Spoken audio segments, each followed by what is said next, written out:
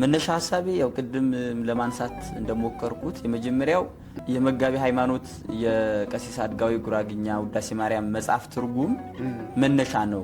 እንግዲህ እሳቸው ያን ስራ ከሰሩ የሆነን ሰው ስታየው እሳቸው ምንም ላይ ተጠቀሙበት እኮ ይችላሉ፣ ግን የጉራጌ ማህበረሰብ ጠቅመዋል በመጽሐፉ ማለት ነው። ምክንያቱም እናትና አባቶች ጉራግኛ ውዳሴ ማርያም ቢሰሙ ቢለምዱታል ቶሎ።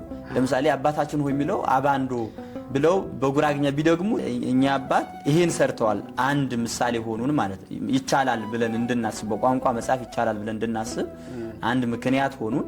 ከዘኔ ዋናው ለመጻፍ ደግሞ ያነሳሳኝ ምንድነው ያው ለብዙዎቻችን መውጣት በተለይ ለጉራጌ ማህበራት መነቃቃት እንዲሁም ደግሞ ትሁትና ተወዳጅ መምህራችን መምህር ኤፍሬም ነው።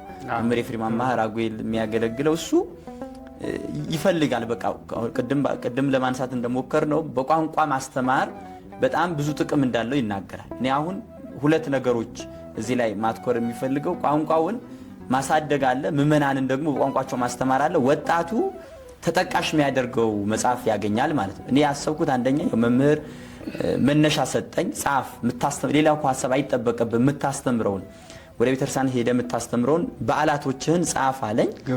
ጀመርኩት እንግዲህ መጽሐፍ ጀመርኩት። ወንድሞቻችን ሰንበት ተማሪዎች አባቶቻችን ካህናት ይሄን መነሻ ካገኙ ምዕመናንን በቋንቋ ማስተማር ይችላሉ። ይሄን ከማሰብ የነገው ትውልድ ቢያንስ ያስተምራል። ማህበረተኞቻችንን ዛሬ 10 ደቂቃ 20 ደቂቃ ጉራገኛ አስተምረው ነገኮ ለመስቀል አገር ቤት ይሄዳሉ። የመንደር ጉባኤ ይዘጋጃል።